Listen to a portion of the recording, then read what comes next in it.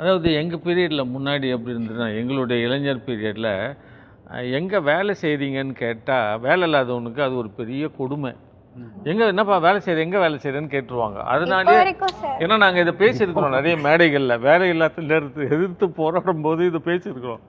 அது மாதிரி இந்த வெண்புள்ளியோட ஒரு சோஷியல் கேதரிங், கல்யாணமோ ஏதோ போனால், என்னப்பா என்ன ஆயிடுச்சு, இந்த கேள்வியே எதிர்கொள்ள பயந்துன்னு அவங்க எந்த நிகழ்ச்சிகளுக்கும் போகிறதில்ல. இன்னொன்று, ட்ரெயினில் எனக்கே கூட நடந்திருக்குது. என் எதிரில் வந்து உட்காந்துன்னு சில பேர் இப்படியே பார்ப்பாங்க, அப்படியே வெறிச்சு பார்ப்பாங்க.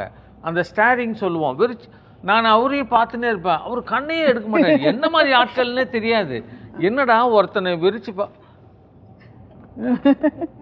அப்படியே தாங்க பார்ப்போம். மேலே கீழே அப்படியே காலில் இருந்து அப்படியே மேலே வந்து அப்படி அப்படியே இது வந்து ஒரு சின்ன பிள்ளைய அப்படி பார்த்தா என்ன ஒரு ஒரு என்ன சொல்கிறது, ஒரு வளர இளம் பருவம் குழந்தையோ அடோலசென்ட்டையோ ஒரு யங்ஸ்டரையோ இப்படி பார்த்தீங்கன்னா அந்த குழந்தை மனசு என்ன, நம்ம பப்ளிக்கு வைக்கிற மிக முக்கியமான கோரிக்கையை வெறித்து பார்க்காதீர்கள் அப்படின்றது.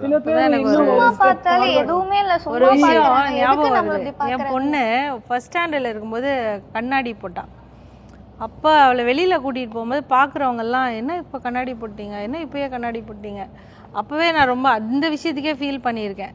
என்னடா இப்போத்துலேருந்தே இதை இவளை கேட்டுக்கிட்டே இருப்பாங்க போல இருக்கேன்ட்டு. இப்போ அந்த சின்ன விஷயம் தான் காமன். இப்போல்லாம் நிறைய குழந்தைங்க கண்ணாடி போட்டிருக்கு.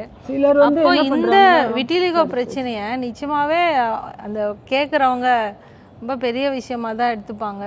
அவங்களுக்கு மனதைரியம் அதிகமாக தான் வேணும்.